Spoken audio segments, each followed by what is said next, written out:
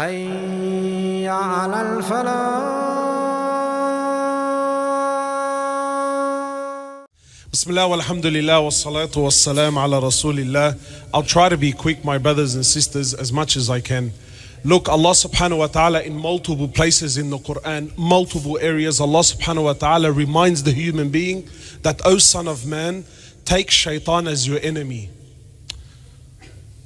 You know, for Allah, He can say something once and that's it, we understand. Yani it's in the Quran. If it made it to the Quran, we understand its importance.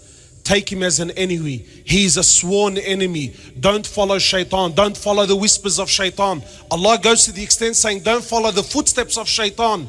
Again and again, don't follow, watch out. Take him as an enemy. So you're probably thinking, that what's shaitan got to do with the month of Ramadan? Almost every sheikh has mentioned that, you know, come the month of Ramadan, shaitan is chained away. The reality is, my brothers, shaitan has worked for centuries on this ummah, and he has worked for centuries to destroy every goodness we have in this deen. I'll tell you what I'm talking about. You know, alhamdulillah, I was quite fortunate that just a few weeks ago we were in Umrah. Ask Allah subhanahu wa ta'ala to make this possible for everyone. So we're there, we're in Umrah, and imagine, you know, you're in the Holy of the Holy. The Holy of the Holy, we're sitting in front of the Kaaba. Front of the Kaaba. And, you know, like there's this moment, you know, anyone that's been there knows what I'm talking about. He's sitting in front of this, it's just epic in every sense of the word. And then the adhan goes off. Imagine if the Kaaba, shaitan has not left alone.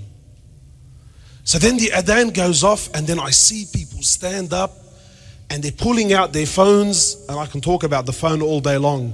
But I'm thinking, you know, it's a special moment, let it be. So they're pulling out their phones and they're standing in front of the Kaaba, and then as soon as the adhan goes off, instead of looking at the Kaaba or recording the Kaaba, they turn to their sides and they start recording this clock tower building. I just think, oh my heart, man. Even the Kaaba is not enough for the hearts of the believers. This clock tower, this monstrosity of a building.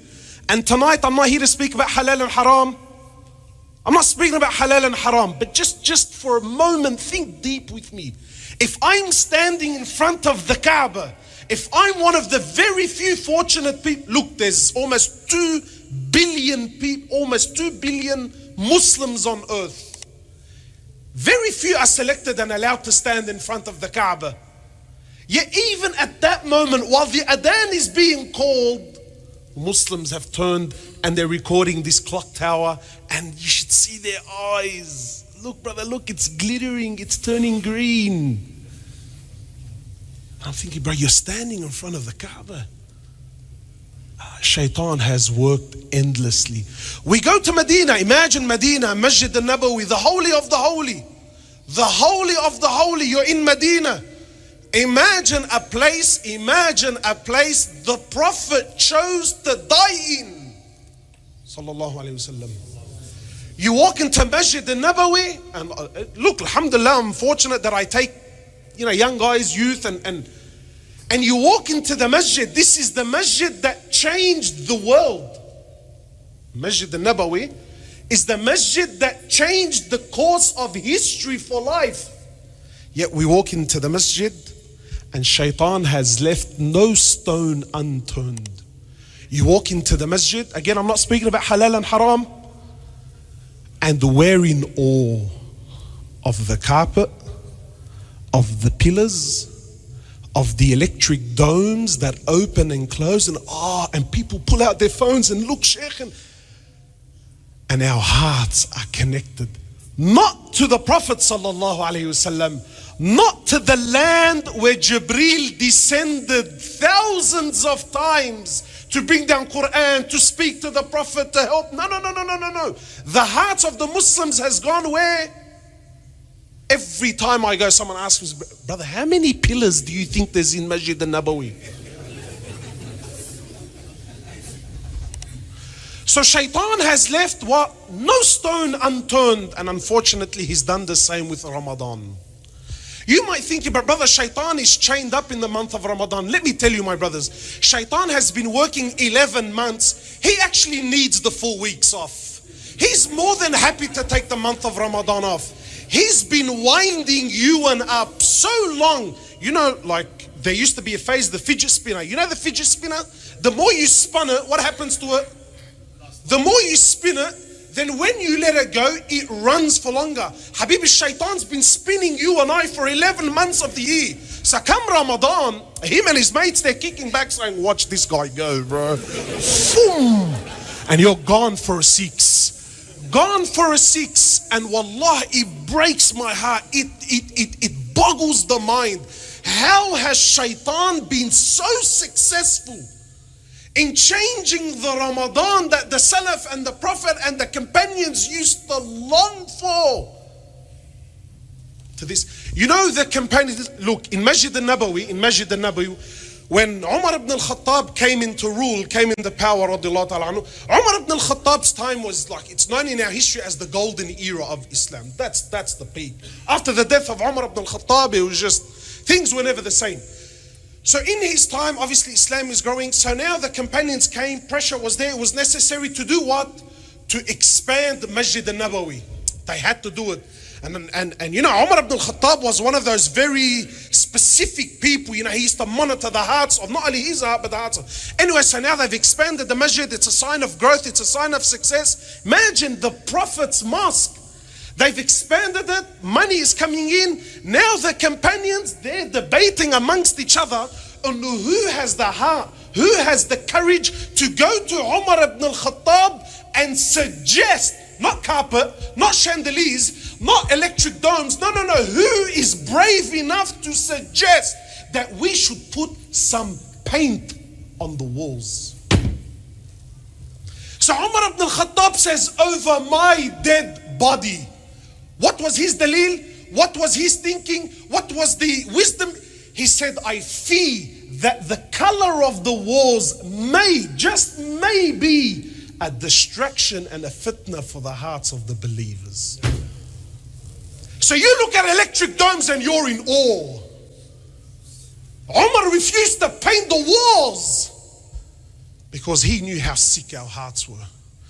How, just for the love of Allah, someone explain to me, how has Shaitaan turned the month of fasting into the month of feasting?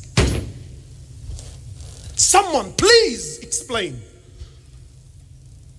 The month of eating less has become the month of throwing food away. Now halal and haram, I'm not here to debate. The mashayikh are here, I'm not a sheikh at all. I'm not here to speak fiqh. But just think with me, how has the month of fasting, how has he been so successful into turning it into the month of feasting? Is it haram to eat? La wallah, it's not haram to eat. But brother, I ask you by Allah, is this what Ramadan is about? You want to see the condition of the Muslims? Go to an iftar where the food is late.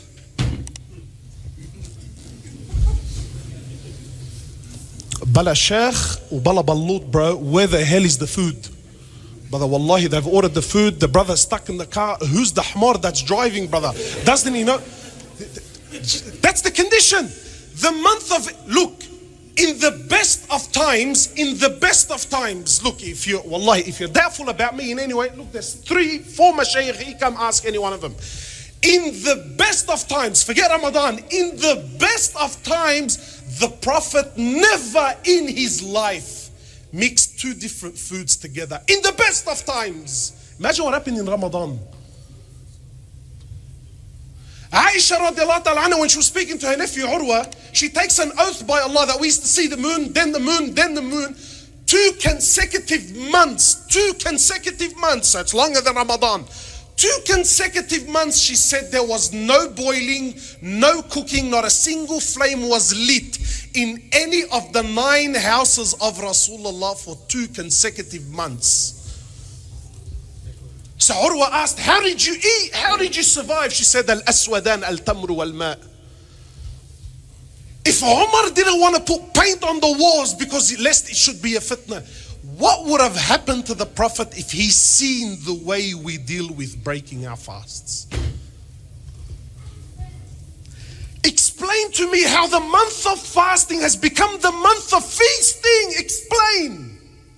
Can you see Shaitaan all over it or not? There are foods that are only made in Ramadan. And we've accepted that. There are sweets, they're only made, yani if you went on the day of Eid, brother, you missed it. Ramadan. Who's behind it? Who's behind it? Yalla, keep you busy. Look, Shaitaan couldn't stop me from standing in front of the Kaaba, but he could take my heart and my eyes away to look at the clock. Shaitaan couldn't stop you from fasting, but uqsam billah, he's going to take every opportunity to distract you, man. Yalla, let him feast, bro. Let him eat like monsters. Go to any one of these, not last year, before my wife said to me, buy bread. The day before Ramadan, I wasn't thinking, I thought, all right, I'm going to buy bread. I walked into the guy, I said, brother, is there any bread? He looked at me and, brother, what are you smoking? Bread? Ali Habibi, makhallu sesame seed. Nothing, they polished the shop. So I thought, wallahi, I said to him, brother, are you closed tomorrow? He goes, no, I'm open. Consume. Business owners prepare. Look, the Salaf prepare for 6 months for Ramadan. Trust me, our Muslim business owners also do the same, but they're not preparing like them. Yalla, containers. Shops open in Ramadan and then they close when? Explain to me how the month of fasting has become the month of feasting. And trends, it's not haram. Please don't come to me, brother. Are you saying, no, it's not haram. But can you see Shaitaan all over it or not? So because breaking our fast wasn't enough, what did Shaitaan have to do? He brought out trends. Yalla. A few years ago, we had this musibah that hit the ummah called the camel burger. Were you aware of it? Are you serious, Sheikh? 2 minutes? How is that fair? The camel burger was the musibah that hit the ummah. Muslims in the thousands stood in rows. Brother, the camel burger. We became fuqaha. Brother, I heard if you eat camel, you need to make wudu before and after. It jannanit the area. Camel burgers jannanit the area. It's not haram. Wallahi, it's not haram. But why in this month? Why was this the month that the ummah was obsessed with camels? Then when camels became the norm, what happened to the ummah? It became the D. When the D became the norm, last year it was the rabbit. Uqsam billah, the Australian wildlife has become petrified of the month of Ramadan because no one knows who's on the menu next. No one knows who's up next. Yalla, petrified. If it's not camels and burgers and donkeys and whatever we're eating, it's cocktails or mabar. Again, wallahi, it's halal, it's not haram. But I ask you by Allah, is this Ramadan, bro? Is this Ramadan? And Shaitaan has fooled. And people love it. Brother, don't you like the nightlife? Don't you like the buzz? You know, my brothers, the nights of Ramadan are holier than its days. Did you know that? The nights of Ramadan are more special, they're deeper. The best 10 nights of the year are in when? But the best 10 days of the year are not in Ramadan, indicating that the nights of Ramadan are far more special. So what has Shaitaan done? What has he done? You know, have you seen in our communities, what has Ramadan become now? It's become this nightlife. It's become this, wallahi, Lekemba's become the new King's Cross. Not King's Cross in the sense of the prostitution, a'udhu billah. No. What do I mean by the new King's Cross? It's the place to be. You know, in the 90s, in the 80s, brother, where do you go to party? You go to King's Cross. No, now we've got the new King's Cross and it's called Lekemba. Halden Street, Lekemba, Allahu Akbar. It's the buzz, it's the place to be. Is it haram to be there? Wallah, it's not haram. But I'm asking you, is that what Allah wants? We're complaining that the brother is leading 20 rak'at. Brother, is this sunnah? How come that takes so long? But you're standing for 45 minutes to eat a donkey in a burger. That's not a problem. It's not a problem. So the nightlife. And brother, you know, even the non-Muslims are in. Do you think the non-Muslims are coming because, wallah, they're learning about Allah? And we're fooled. And we're fooled. Yallah. The nightlife, the buzz. This is the Ramadan, brother. And look how Shaitaan, remember, oh ye, what's he been doing? Yes, I come Ramadan, Habibi, he's kicking back and he's laughing. Look at the fools. And we're not fools, my brothers. We're honorable people. Please, please see Shaitaan all over it. Don't take part in these places, men. Don't fall for these trends. Our women who we complain, oh ye, our women, have some rahmah, have some rahmah. Simple foods, man, simple foods. Anything, wallah, anything you can put together in an hour, hour and a half tops. Some soup, anything. Sure, anything, brother. Brother, I've been fasting all day, brother. Look, again, you know, as men, it's funny. But these women who, brother, so how do they spend their Ramadan? How? Sure, cooking, bro. Wallahi jnoon. Wallahi jnoon. You know, like if you're not Arab, I don't know. Are you guys familiar with this food? It's called wara anib. Anyone here familiar with it? Again, this is my personal opinion. I'm not saying this is deen. I believe this is the food of Shaitaan. Definitely, bro. Wallah, if it was up to me, I'll make this food haram. I'm not saying it's haram, remember what I'm saying. But just the idea, why? I'll tell you this food, it's an amazing food. It tastes beautiful, absolutely. Why? But because it's satanic, it's beautiful. So this food, how does it work? I'll tell you how it works. If you're Lebanese, you know what I'm on about. So what happens is, our wives, they call 6, 7 of their friends to come over. 6, 7 of the friends. These are the people who don't have time for Quran. We don't have time to fix our Taraweeh. We don't have time to fix our Tajweed. We don't. But the Rijal of the house, brother, he needs to eat wara anib, brother. So, okay, so now she calls 7 of her friends, and 7 of her friends, they come over for the subhi. Have you seen the subhi? It's amazing. Yes, 6 of us, they all come down. They grab these vine leaves with this meat and this 4-5 hour backbiting, slandering session. So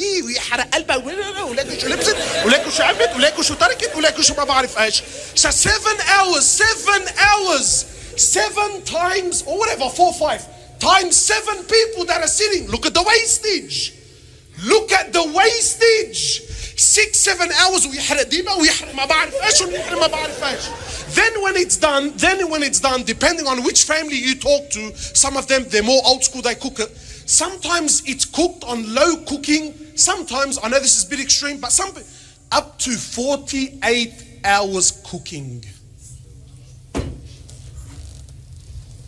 48 hours of the time of the believer in Ramadan. Why? So him and some of his friends come futur time and wallah mashallah kalna wara anib, brother.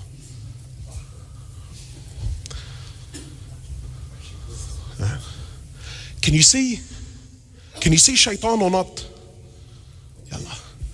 And here's the other dilemma. Tell your wife this year there's no cooking in Ramadan. Wallahi, بتفوت بحالة بتفوت بالحيطان. Yee, what am I going to do? Because we don't know anything else. Like what do we do?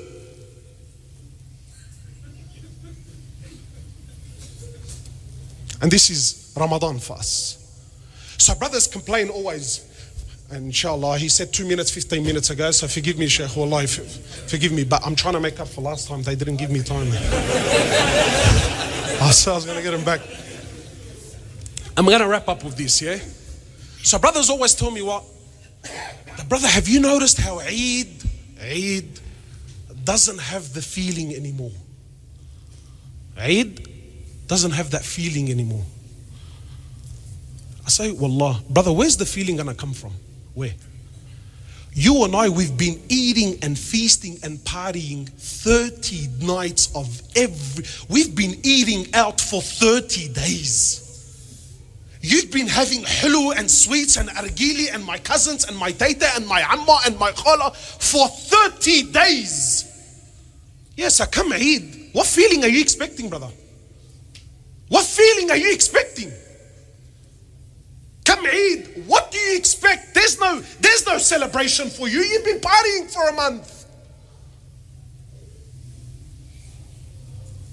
You've been partying for a month. Look, honestly, what do you expect to feel?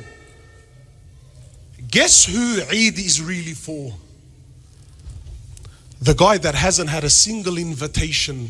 He's been doing his Maghrib in the masjid, breaking his fast. He's here for Isha, praying his Taraweeh, monitoring, and he freshes himself for 30 days, eating little, trying to push and push and push and push.